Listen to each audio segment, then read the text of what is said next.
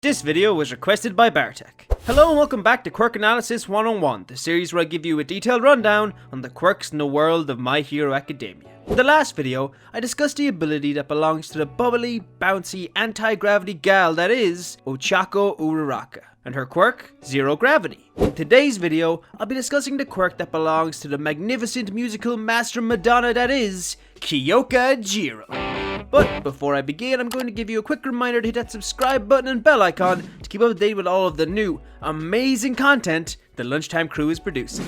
And now, let's rock and roll on over to the truly heart-thumping quirk that is Earphone Jack. Earphone Jack is a mutant-type quirk which first appeared in Chapter 11 of the My Hero manga and Episode 8 of the anime, although Jiro made her first appearance in Chapter 5 and Episode 5, so technically this quirk first appeared then as well, but we'll let this one slide. This quirk grants its user long controllable earlobes which work like headphone cables. Yep, that's the quirk's description, but don't worry, it gets better. The end of the user's earlobes are shaped like jacks. These jacks offer the user superhuman hearing as they can pick up on even the most minuscule of sounds. The user can also extend their earlobes up to 6 meters and move them freely as if they were just another appendage. Now you're probably thinking, what good is that? How strong can an earlobe be? Well, as it turns out, pretty damn strong. Jiro is able to pierce through solid materials such as concrete with these jacks, and in doing so allows her to hear anything within a 12-meter radius of the surface she's pierced. So if you're going out with someone with this ability, you best not say anything bad about them under your breath. Watch out, Kaminaria Momo. While the user can hear through these jacks, they can also send deadly vibrations through them in the form of the user's heartbeat, which can shock opponents and cause internal damage to whatever they pierce. Really watch out, Kaminaria Momo. Now for the quirk's abilities, which unfortunately for Earphone Jack there actually isn't a lot of. It's a very straightforward quirk, and there isn't much versatility when it comes to this quirk's bare abilities. However, with the help of support equipment, this quirk can be greatly improved. With the addition of stereo boots, which are specialized boots with stereos in them, which might I add Jiro looks rocking in, the user can plug their earphone jacks into said speakers and blast out destructive sound waves with enough force to obliterate even solid boulders. Jiro also used this move to counteract Present Mike's voice quirk during her final exams. With the addition of a support item known as an amplifier jack, which are small speakers made to fit around a person's wrists, Earphone Jack's vibrations become greatly amplified, allowing the user to release concentrated deadly sonic waves through anything the user touches with said amplifier jacks. Jiro uses this equipment to perform a move she calls heartbeat distortion, where she slams the amplifier jacks into the floor and releases her quirk's vibrations, causing the ground to shatter. Talk about a powerhouse! But if power is not what you're looking for, these amplifier jacks can also be used for a less powerful but more versatile move known as heartbeat surround. For this move, Jiro uses her earlobes to remove the equipment pieces from her wrists and aim them towards a target, channeling a loud heartbeat that ignores conventional defenses and incapacitates her enemies. But now it's time to talk about Jiro's ultimate move.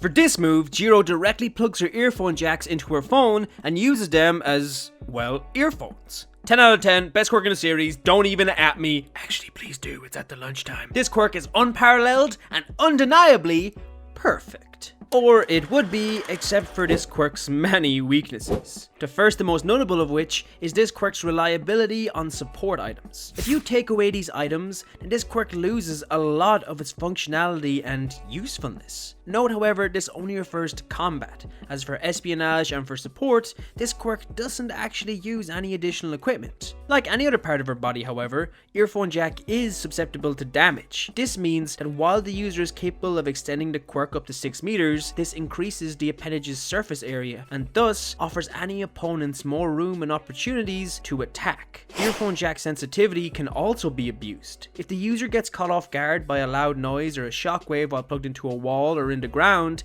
it can cause serious damage to the user, even resulting in them bleeding from their ears. There's also the fact that this quirk's power is entirely centered around a user's earlobes. If you were to say pull off a Van Gogh and cut off the user's ears or even the lower part of their ears, then they would lose the quirk entirely. But this doesn't even scratch the surface of this quirk's most devastating weakness: getting those damn wires tangled. I mean, you put earphones away for 2 seconds and boom, it's like trying to solve the damn Da Vinci Code trying to get them untangled. Now imagine that shit, except with your earlobes. Welcome to hell. But weaknesses aside, this quirk does have potential.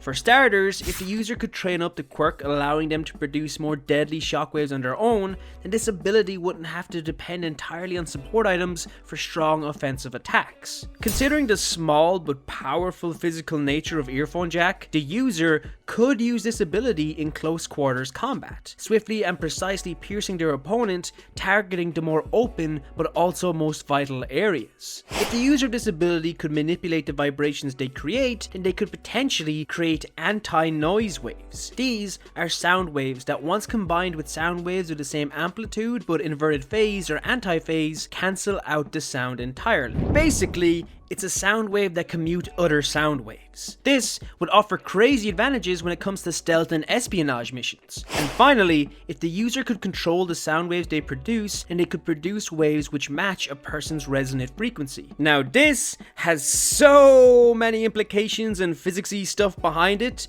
If you want to know how truly powerful this would make Jiro, you're gonna have to look it up elsewhere, because my monkey brain would explode trying to explain it or even understand all of it. Best way to describe the power this would give Jiro is the same way to describe a fart. Silent, but deadly. And that's everything you need to know about the Quirk Earphone Jack. Overall, it's a decent ability, but to be honest, after looking into it, there was a lot more limitations on this quirk than I initially realized. But fun fact, Earphone Jack is actually the first ever quirk Horikoshi came up with, way before the whole idea of My Hero had even been conceived. This also means it's very likely that Jiro was actually the first character to be developed for the series. So, considering this ability is technically the first ever quirk, I think we can let its fault slide for now. But let me know what you think. Would you like to have the Earphone Jack quirk? And what quirk would you like me to cover in this series next? Let me know in the comments below. Thank you so much for watching, and I'll see you in the next video. Plus Ultra.